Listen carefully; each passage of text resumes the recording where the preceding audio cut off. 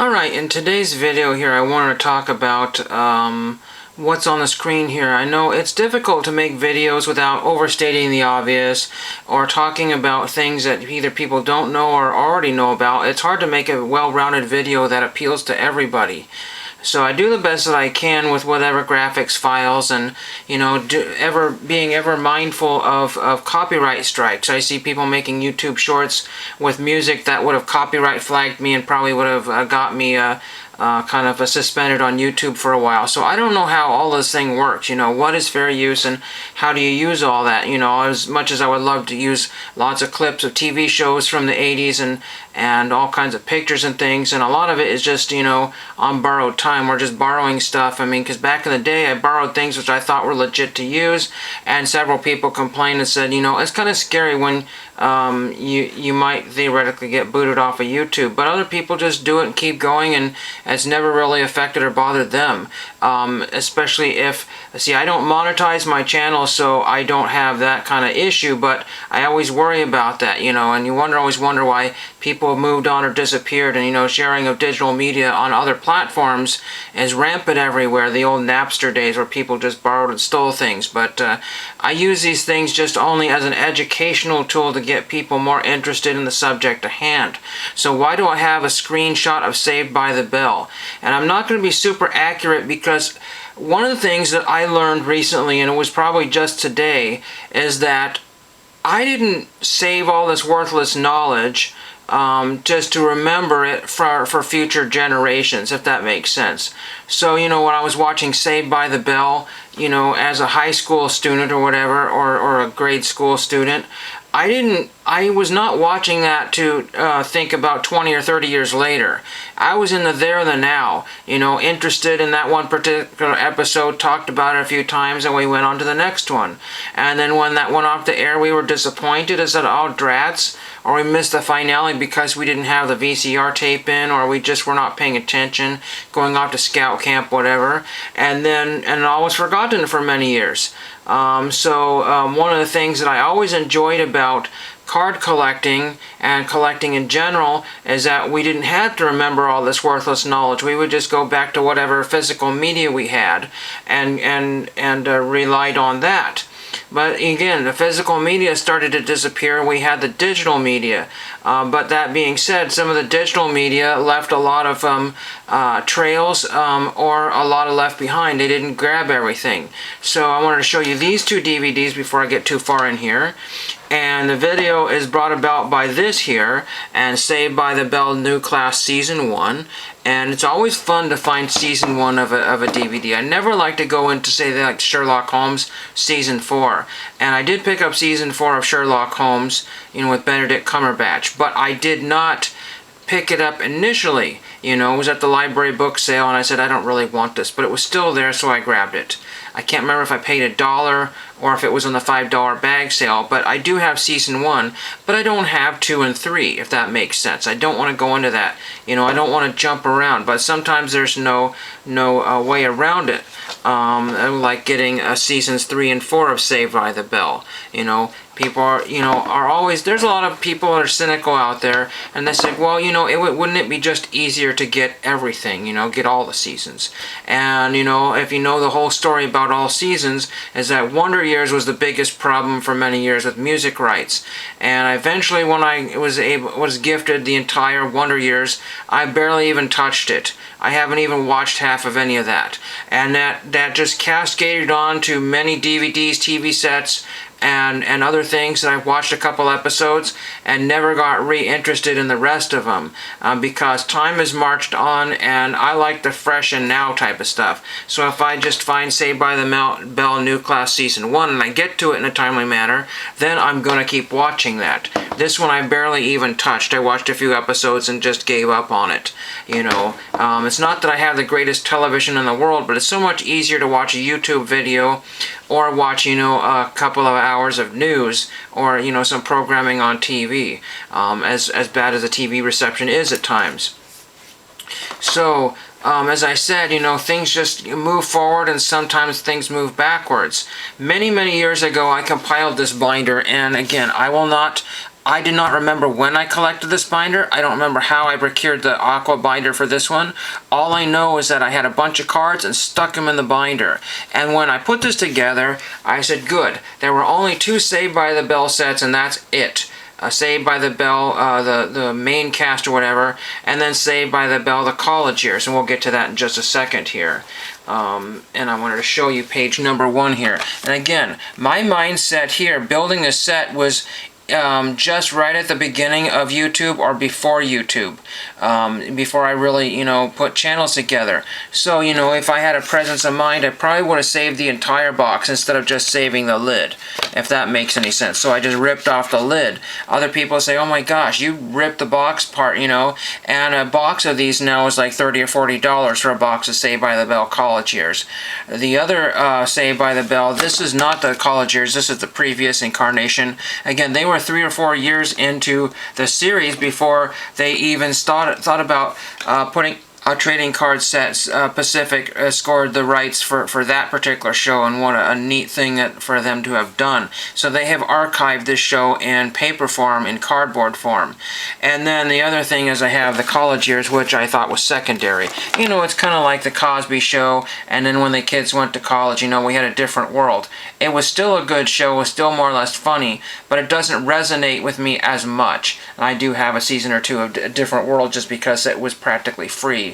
The discs were something like $1/4 a piece, and I had to take them. There was no cover, but I just said, you know what, I'm going to get this and start to watch it. And it doesn't resonate with me as much as it did when I was much younger, because I had family to watch it with. But yeah, here's some of the cards here. These are all complete sets that I built from scratch. So I bought a box of Saved by the Bell college years because it was easier for me to do that. And doing my little homework, finding out some of the odds of the boxes that, if you bought a set, it was X amount of dollars, but if you bought a box, you could end up with 2 or 3 sets in some cases, and that's what happened. But when these cards were around, I had nobody gift off the extras to, so a lot of them just basically went into the trash of the paper shredder, and we don't need to talk about that anymore. The other thing about these sets here is they had inserts, or they really didn't have inserts. And again, there's shirtless Mario Lopez for those people who are interested in that. We won't dwell on that too long. But we have these really nice foil prism cards here. And products like this here, if you're going to find them today, be very, very careful that they're not going to brick up on you. Breaking up means that there was some sort of glossy, sticky type of surface there, and sometimes they melted just a tad in whatever environmental conditions, and they melted together. It's like the old World Cup soccer from Upper Deck. Those things are notorious for bricking, and so you can find sometimes the packs really cheap, but if you don't do your homework, you're going to get cheated.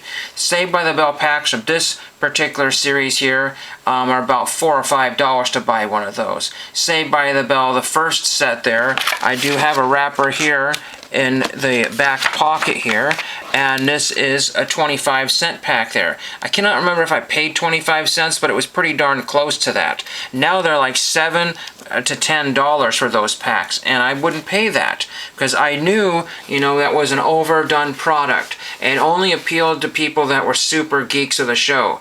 Everybody loved Saved by the Bell, but they didn't go to school, admitting that they loved it, if that makes sense. You don't go to school and say, I love Baywatch. You get beat up. That's just how it is.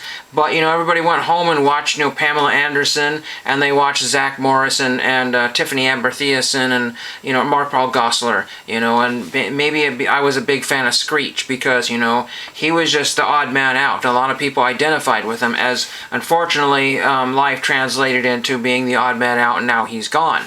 But just things happen like that. Then we have the Saved by the Bell new class right here, and again, I watched some of this, but again, it did not have the same flavor because when you watched the first 2 or 3 episodes, you're like, this is not Zach Morris, this is not Tiffany Amber Thiessen, this is not, the cast of characters that I'm familiar with. And eventually Screech did make it back to this show, more than likely because they might have been sucking in the ratings, but I don't know. But this series actually has more episodes than, than the original series. But what's interesting here is I talked about the fading of media here. Again, I bought this on a whim for a whole $1. I said, this is something I just have never seen out there in the open. Might as well grab this, and I did. and looking on eBay, it's about $15 plus shipping to buy that. And I was like, okay, that's great.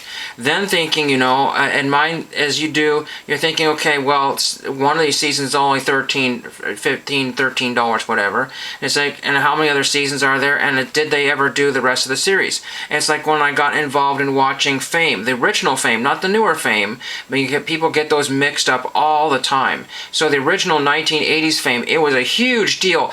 Every commercial break that they could get it squeezed into, you know, I think it was NBC, I'm not really sure, had mentioned Fame up and down the wall. Fame is basically one of those things, you know, Flashdance and all that stuff really just kind of took off. But as far as I know it, the only first 2 seasons of Fame, I got so involved in Fame, watched every episode once or twice, and then guess what? I can't watch the rest of the episodes. And I got so involved in that I sent autographs to some of the people on the show, and I got one back, and I was really tickled to death to get Carol Mayo Jenkins, or whatever her name is, and she played one of the teachers or something like that, and she's a very pivotal character on the show. But again, that media is now, and that project is all boom, gone, because I can't get the rest of the DVDs. Now, Saved by the Bell New Class and Saved by the Bell have all the DVDs out there, so okay, great. This is just great. It's also like Cheers. All the DVDs are out there. But you have to be very careful because this is technically what they call out of print. Everybody ordered season 1 and then they just gave up after season 1 and said, okay, I don't want to buy the next series. But then fewer and fewer and fewer. So when you go to season 2, season 3, or season 4 or whatever, they're like $60 to $70 a set. I am not paying $60 or $70 for season 2, season 3, season 4. And some of these things did come out as a complete, altogether one season. But again, you have to remember that season 1 packaging is way different than all the other seasons packaging. You know, I have a couple Mannix. You remember the old TV show Mannix, if you're old enough to remember? I don't remember Mannix, but when I would fall asleep, wake up in the middle of the night, and 2 o'clock or 3 o'clock, and Mannix and Cannon were playing, I said, these are pretty good shows. I'm interested in them, and I have and I was nicely gifted some of the set for that. But you know, those that come in those big, large CBS cases, if you're familiar with those, and they're prone to breaking big time. A lot of DVD cases are very, very prone to breaking and smashing. And these multi-disc sets, and sometimes the discs are flipper discs and that sort of thing. You know, I have the complete seasons of Facts of Life, and you know, I had bought season 1 maybe, and I had found maybe another season set at the Dollar Tree. I think it was like, you know, select episodes of Facts of Life. But the problem with that is I was ending up with duplicate discs, and then I said, you know what, I just want to save up my money. So I saved up my money and bought that. But what happened was I got 3/4 of the way through the set and one of the discs was bad. You know, and that's a very expensive set to purchase, I think, anymore. You know, these things get out of print. That's what people don't realize about some of these things that eventually make it to DVD. Because, okay, it's to DVD, it'll be out there forever for people. And not necessarily so. And things like this sometimes would show up at the former FYE store or Big Lots, and that would be my chance to get those. But what's also interesting is that, you know, when I put this collection together here, and I'm doing research on Trading Card Database or Jeff Allender's House of Checklists, I find pretty much more or less the data that I understood here. I used to have a checklist for this in different, you know, scenarios, and so I might have to go and see if I can find a checklist and make all kinds of notes, and I have to go through and double check to make sure that I have all the promo cards, because one of these sets looks like I have, and I'm not really sure where they are in here. I don't think it was these two here, but towards the end of it somewhere I have some promotional cards here.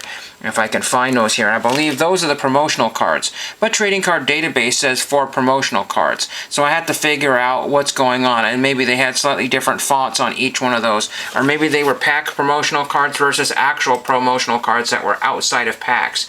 And that could happen. And again, that could be just a fool's errand because, you know, a lot of people on YouTube may not differentiate, eBay might not differentiate the difference between those. Now, the other thing is that, so I'm off of eBay, and it's like, okay, I got to do my due diligence. And a lot of people don't really do their due diligence. As much as I like this binder, I would love to have one with a pocket here.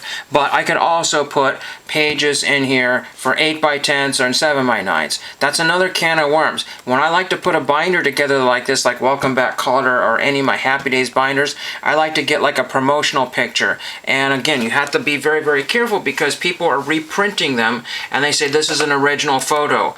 And I said, okay, well, when was that printed? Well, I don't know. It's like when I was trying to do research on Dustin Diamond's autograph, and I came up with more questions than I had answers. It was a PSA Dustin Diamond that was on one of these Rookies app trading cards that somebody had custom printed of Dustin Diamond.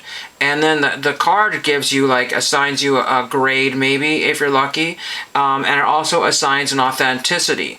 But it doesn't tell you where the card was made. It doesn't tell you how the card was made or when the card was made.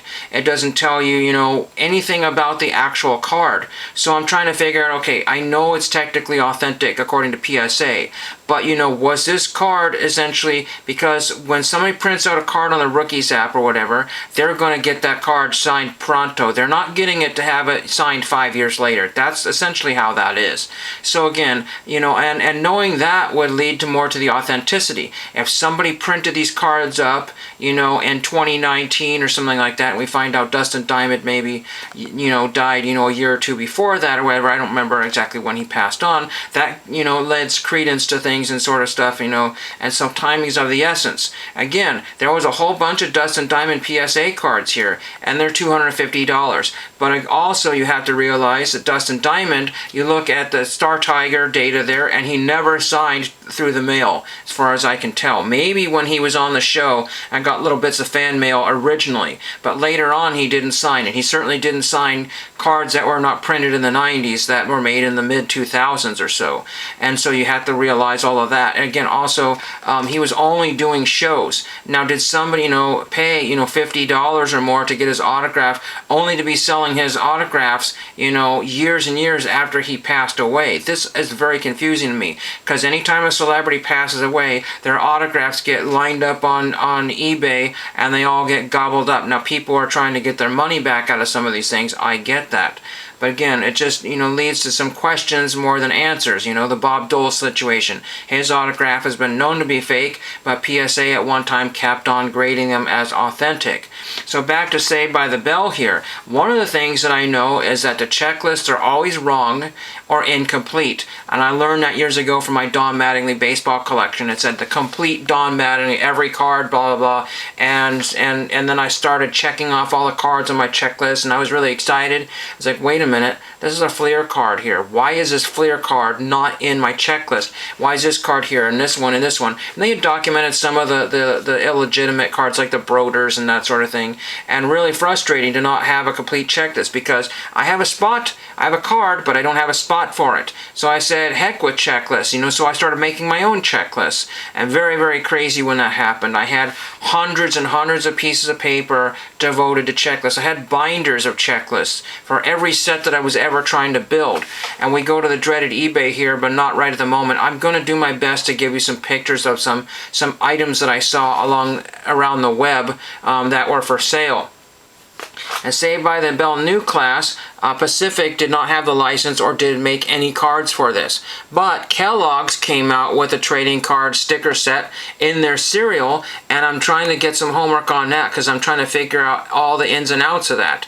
So, you know, somebody had a set of 10, and you always have to wonder if that's the actual 10, if there's more than that. And pretty much that's what it is. But when you buy them individually, they're $3 and $4 or $5 a card. And some of them are still original in their Kellogg's packaging, and some are not. And that's really kind of a difficult thing there, because, you know, only one complete set would be on eBay at a time, and nobody else would have a complete set. But that Saved by the Bell Kellogg set, as popular as the Post cereal cards in football and baseball, and some of the Hostess cards are, that darn Kellogg set is not listed on any of the non-sports checklists anywhere. So you think you're all done and complete. You know, again, with these promotional cards, you think you're done, and you're not. Was there even a Saved by the Bell binder that Pacific put out. It's very, very possible. I'd have to do my homework and check to see if that one is there. But again, binders can be over $100. I have the Death of Superman / the Return of Superman or whatever binder that came from the trading card set. And back when I bought it, it was something like $4 or $5, $7, and I was like, this is ridiculous, very expensive. But I loved the binder so much, I started putting, my autographs and non-sports stuff in it. I still have that. And that's a very expensive binder to buy because not everybody went and ordered that binder. But I just happened to see it at a random grocery store. It's super, super bizarre there. But it's a nice self-contained collection, and I'm trying to go back to these smaller binders, mainly because I'm having trouble lifting the heavy ones. Now, I'm no intents and purposes all saying that I'm a senior, but I've been doing lots of fall outdoor work, and my arms have turned to jello, more or less. So it's really kind of a pain to have to haul these huge binders around. But to finish off this collection, I would love to have the Kellogg set. And you say, okay, well, I'm all done. No, you're not, because Merlin put out a trading card set, sticker set. But I don't really care for the design of the Merlin cards. So do I order one Merlin card from overseas, or do I order the entire set of Merlin cards and then have to procure pages for that? Then this binder would be completely useless, because now the binder would be like this. It's like, well, great, now what do I do? Then I have to find an 8x10. And then I'm looking at some wonderful 8x10s that are only like $7 to $10, and I'm questioning the authenticity of these, because sometimes people had multiples of these things. And are they recently printed photographs from some other negative? They say original photograph, and is that really true? I mean, just because it's printed in a lab, and sometimes they say they're from the time period. The image might be from the time period, but the actual piece of paper may not be from the time period, because these people that are buying these sort of things are flipping them on eBay with no idea. I'm not a paper expert. I mean, I am to some sort of degree. I can tell by the wear and the printing of that and the quality of the edges that I know that was printed yesterday with the markings on the back of it and that sort of thing. But again, it just opens, again, another can of worms. And my simple little set here, again, you get into the front door very easily with this here, the New Class Season 1. And I said, okay, I'm going to finish off the series, but I'm working on clearing out my DVDs. Thousands of DVDs, literally thousands. In fact, I might take some pictures at the end of this video. I want to do a proper video, so I want to get everything into this particular video without, and I said video 1,000 times, I get it. So, before I start, finishing off my Cheers collection, my Saved by the Bell collection, if I so choose to get all of those DVDs, I want to make darn sure that I have the room for them and the shelf space for them. So hope you got something out of this. Again, this video is just to provide, content and a real kind of collector's perspective on how a collection really is virtually never done, especially with all the cards that are like the negative cards, the printing plate cards and some of the Topps Vault type things here. Is there special these here? The Saved by the Bell card, did somebody save all the negatives and proofs and printing plates for this, or did they get auctioned off many years and some of the companies actually did that? And those cards are floating around, but should they be on any checklist, or they should just be an anomaly? That doesn't really, I don't know what to do. So anyway, if you have any questions, concerns, I'm running out of steam and kind of tripping over my words here. So let me know if you have any experiences with any of this. I have the trading, I have the base, I don't have. I'm screwed up here. I don't want to mess up the video here. I do have the board game is what I'm trying to say. And of course I said, okay, there's only one board game. No, wrong. And there was another board game that showed up at a thrift store for only a few bucks, and I said, no, I already have this, and went home and found out I didn't. And then I went to go procure that game on the internet, and I was like, geez, I'm not spending $50 for a board game. It's not worth $50, but the shipping made it worth $50. So again, you darned if you do and darned if you don't, but you can't buy everything, you can't complete everything. But I wish there was an end point to these trading card sets. 87 Topps was my biggest white whale, because I tried to collect every 87 Topps, and there's so many variants and errors and special cards and glossies and Tiffany's that I was never able to completely finish that. I could spend my entire lifetime procuring the 87 Topps set with all the 87 designs and never be finished. So before I hit the 25-minute mark here, I hope everybody enjoyed this video here. I'm 100% sure I forgot something to talk about, but hope you enjoyed that, and thank you for watching.